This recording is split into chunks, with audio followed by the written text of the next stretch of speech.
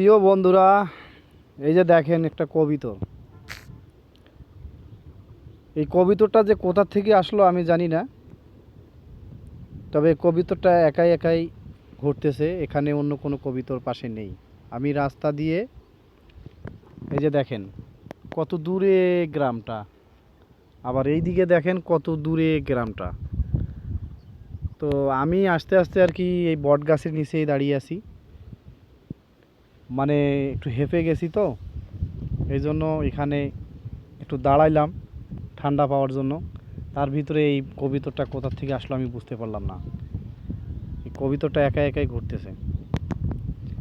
মামু, এই যে দেখো তো কবুতরটা কোথা থেকে আইল। এই যে কবিতর কবিতর এক কোথা থেকে আইল দেখো তো।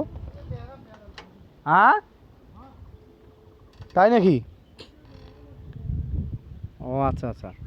আমি আমার এক মামাকে জিজ্ঞেস করলাম, উনি বললো যে কবিতরের নাকি রোগ আসছে, তার জন্য কবিতর এরকম একা একা ঘুরতেছে। তো আসলে কবিতরটা কি এখন আমি ধরবো না ধরবো না, আপনারা একটু কমেন্টে জানান।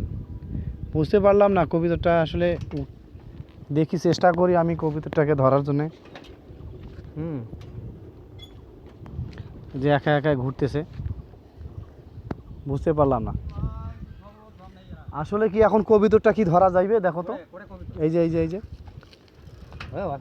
হ্যাঁ, আশপাশ কিন্তু কোনো কবিতর নাই। দেখো এই জায়গা থেকে বাইর হইল, এই জায়গা থেকে বাইর হয়ে ওই জায়গায় আসিল। হ্যাঁ, আল্লাহ ভালো জানে।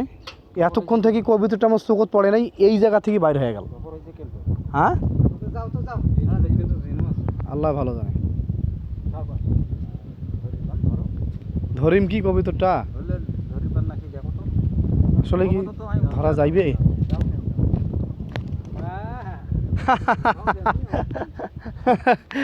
দেখছেন কবিতরটা উড়ি গেল, চালাক। আসলে এই জায়গা থেকে বেড়াল, মুই ফলো হইল না তো।